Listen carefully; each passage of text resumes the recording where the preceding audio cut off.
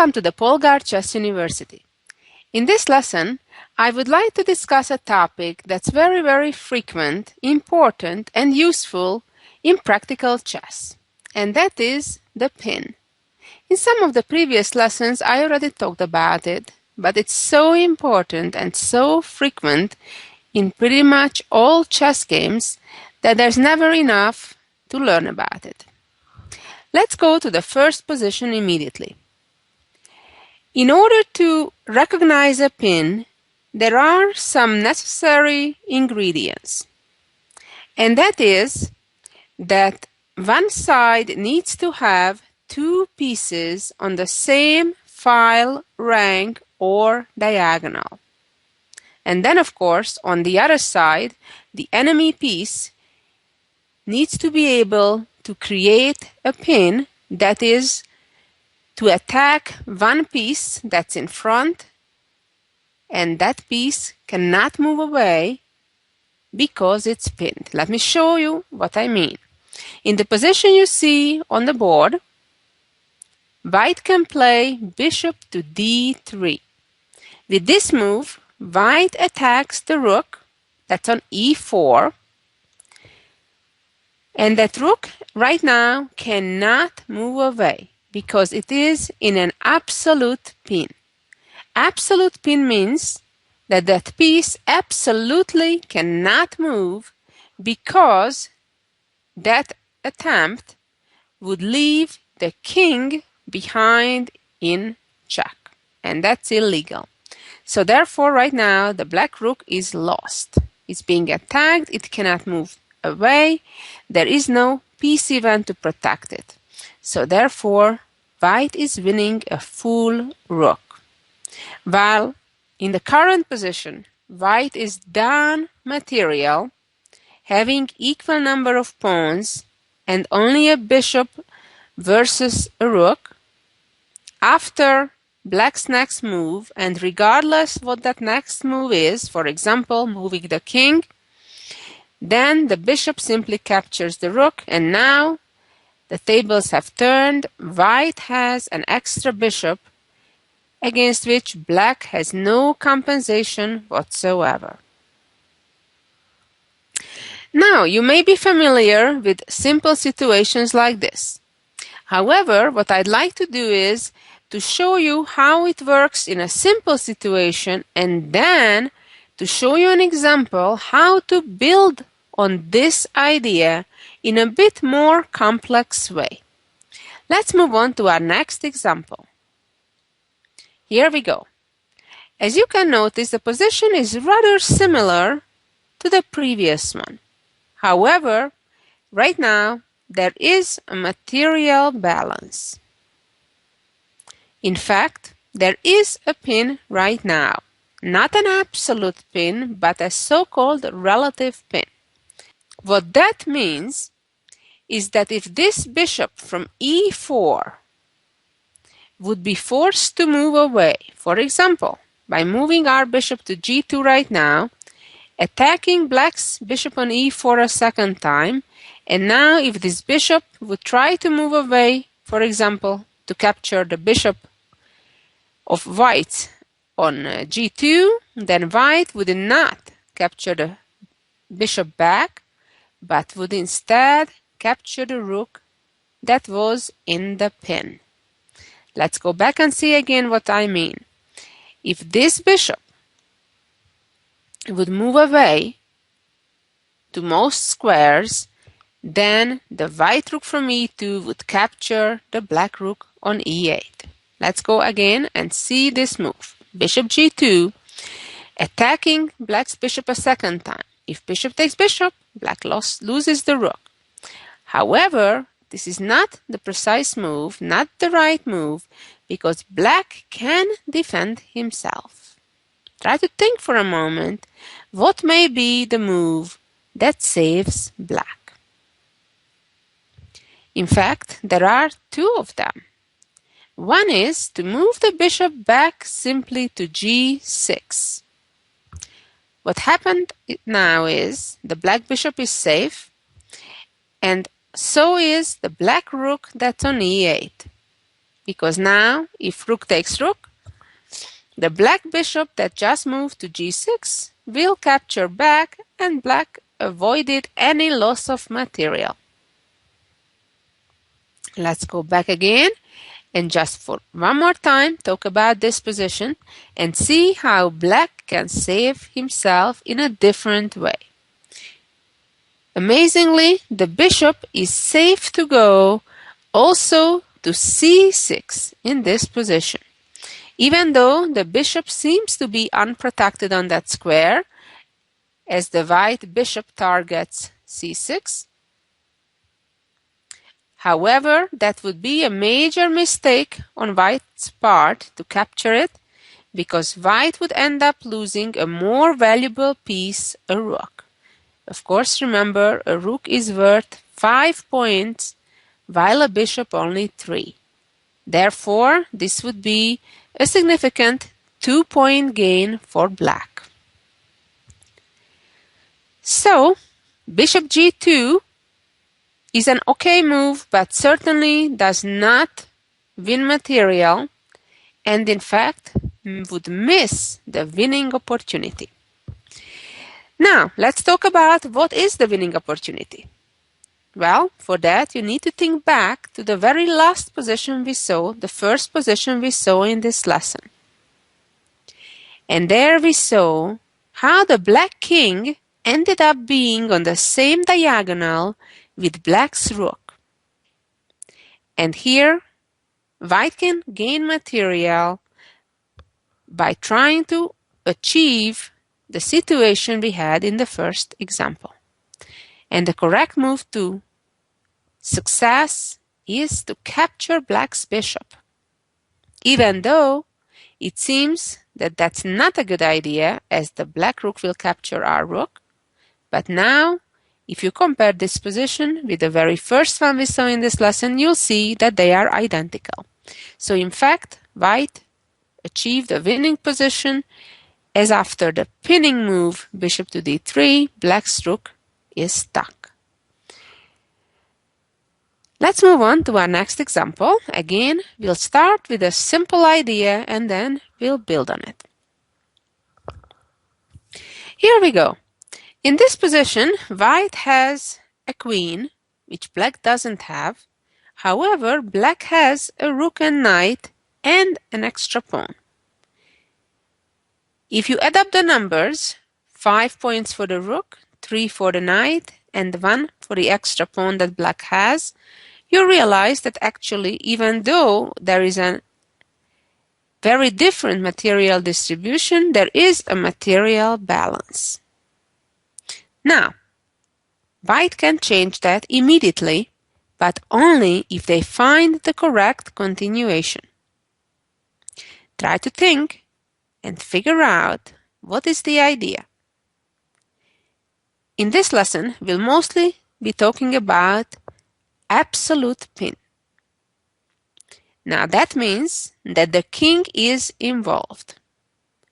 So that was a big hint. That means that we are talking about the black king and the black rook.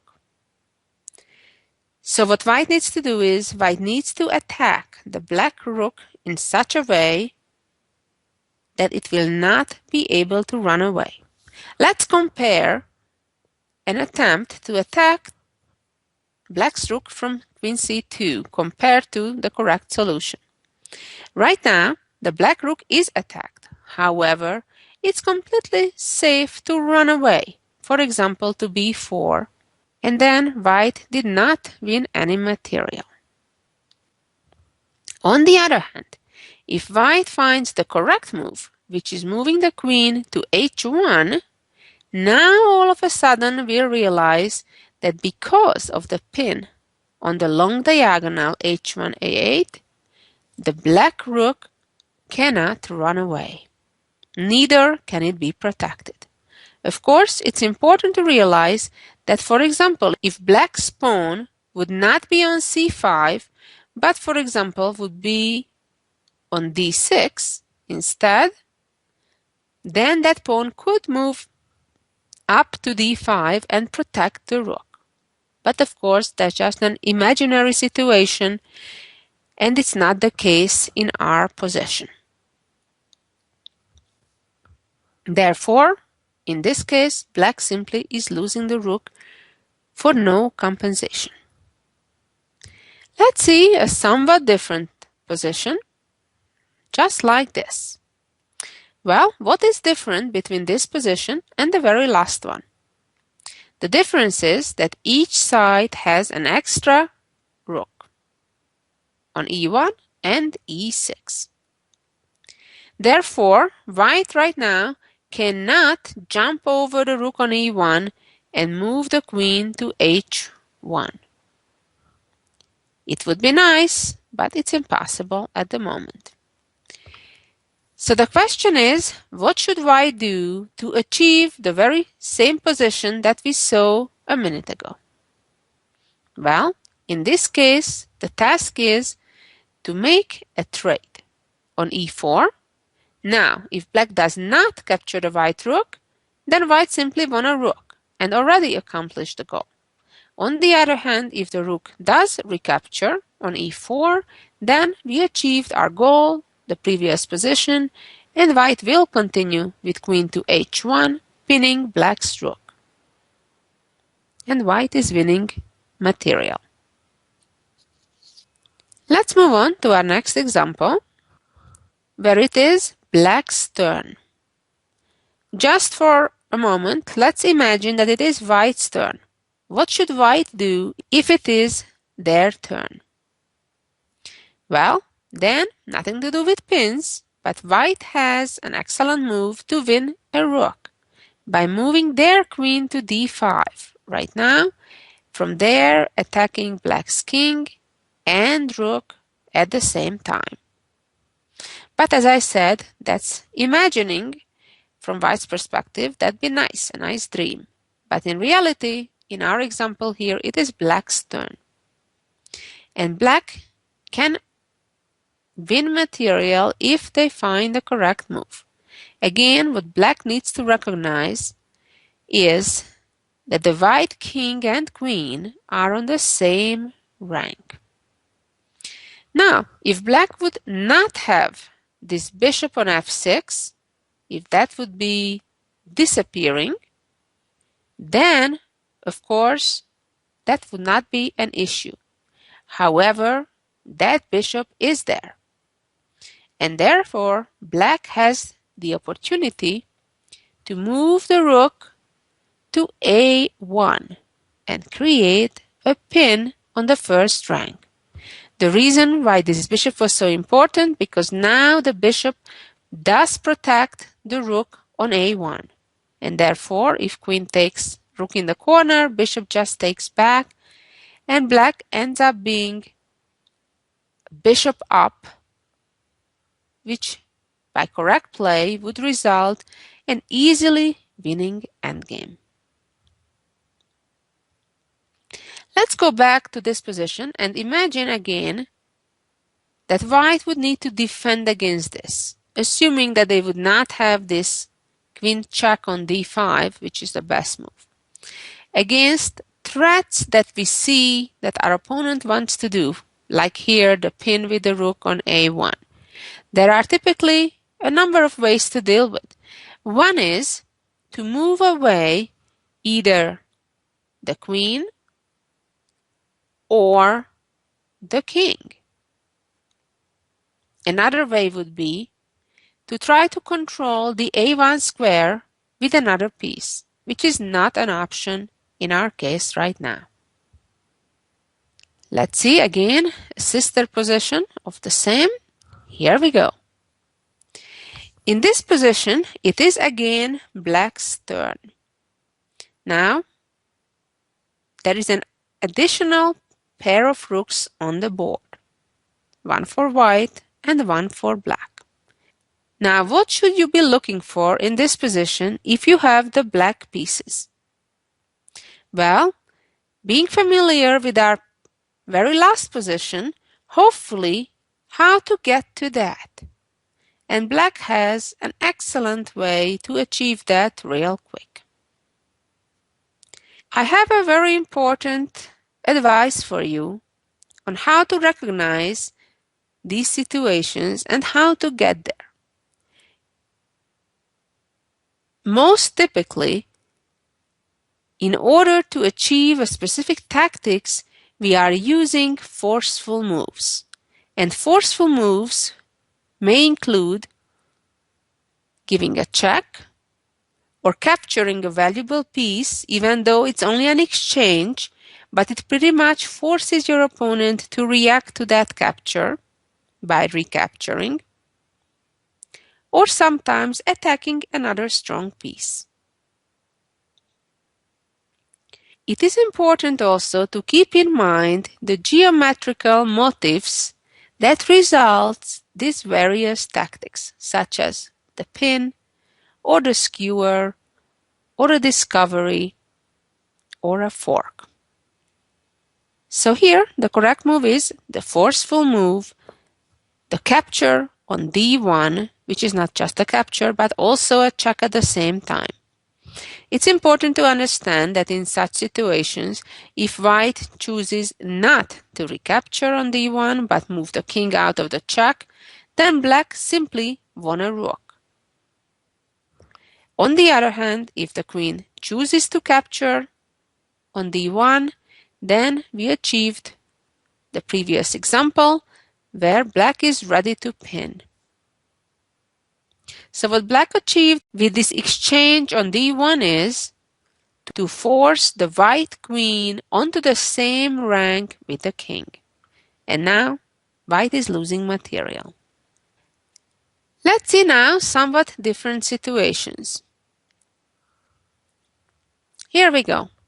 In this position, just as in one of the earlier ones, white has a queen and black has a rook and knight and pawn, which theoretically is even to the queen. However, because of the unfortunate positioning of the black pieces, white immediately, if finding the correct move of course, is able to achieve a significant material gain.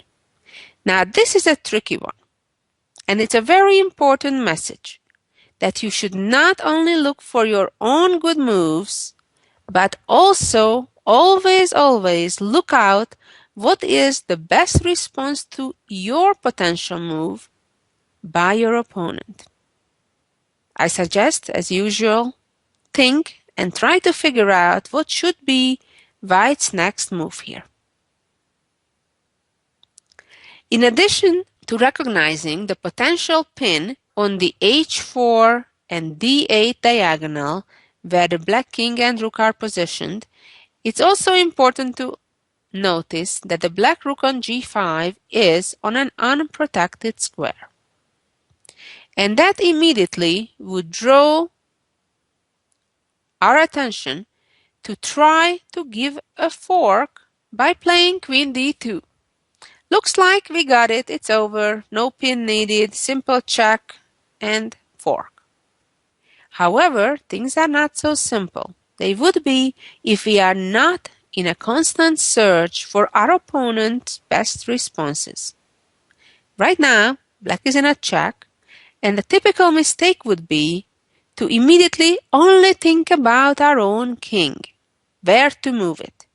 Because regardless where that black king would move right now, white would be able to then capture the black rook on g5.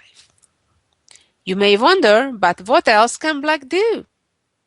Well, black at the same time can answer to the check and save their rook. Try to take a couple of minutes and figure out what that correct move is.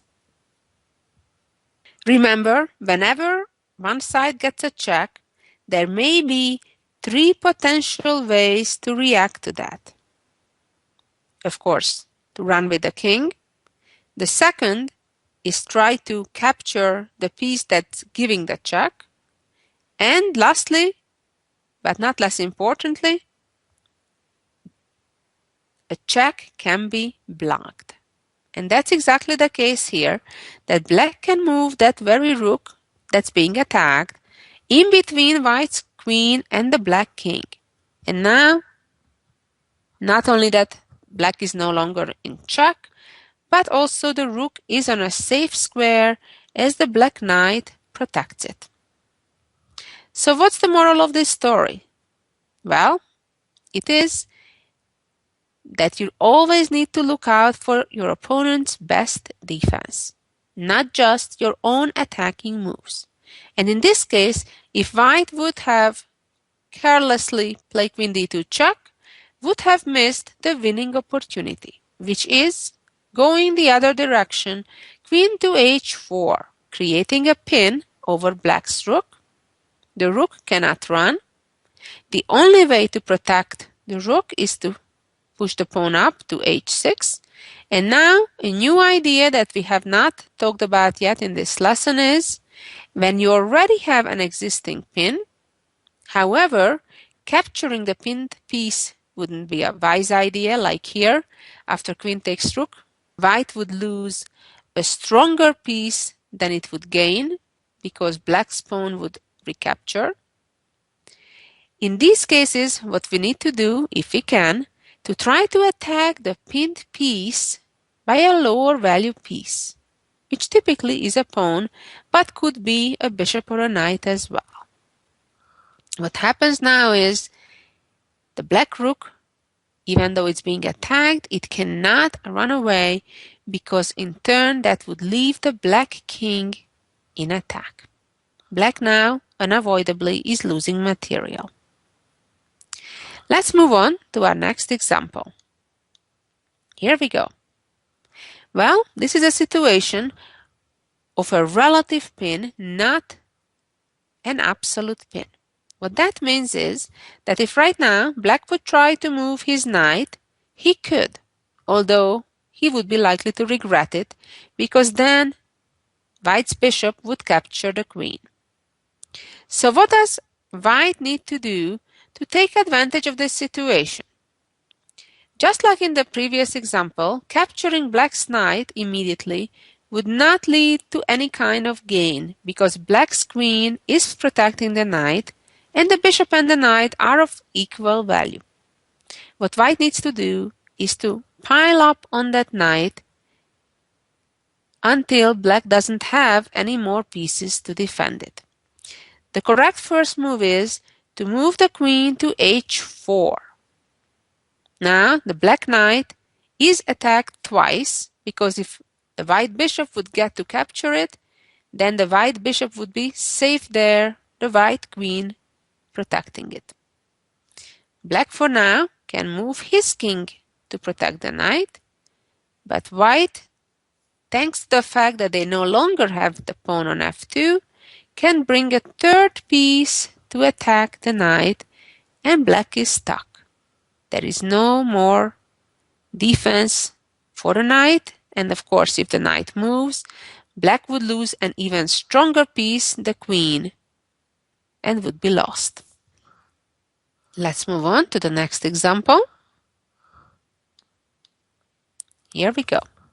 In this position, black has an extra pawn if you look around on the material balance side. Each side has a queen, a rook, a knight, and black has 6 pawns versus 5. However, again we can notice that the black king and rook are on the very same diagonal. And that gives white the opportunity to win material. You may think that, wait a minute, there is a pawn hanging here. Isn't that the right move to just capture it? No. And that reminds me of the famous saying, when you see a good move, good, look for a better one. And this is one of those typical situations that white could win that pawn, but can do a whole lot better. And namely, attack the rook that's on the same diagonal with black's king. And now, when black would protect the rook, whether with the king or the queen, doesn't matter, then we need to attack the pinned rook again, and then it cannot run away. Let's move on to the next example. In this position, it is black's turn, And this is a very typical opening scenario when maybe a piece or two gets exchanged, and at one point the middle pawn on the e file is unprotected. And here black has a very tricky move by castling, sacrificing the pawn. It's very important that you remember this pattern because it's very, very frequent from all kinds of opening. It would be a real big mistake for white to capture that pawn, what we just did. Because now the white king, that's still in its initial position, is on the same file as the queen, allowing the black rook to pin it, and the queen is stuck. Well, I hope I gave you a lot of ideas about pins that you can use in your future games. Thank you for listening, and so long until next week. Bye-bye.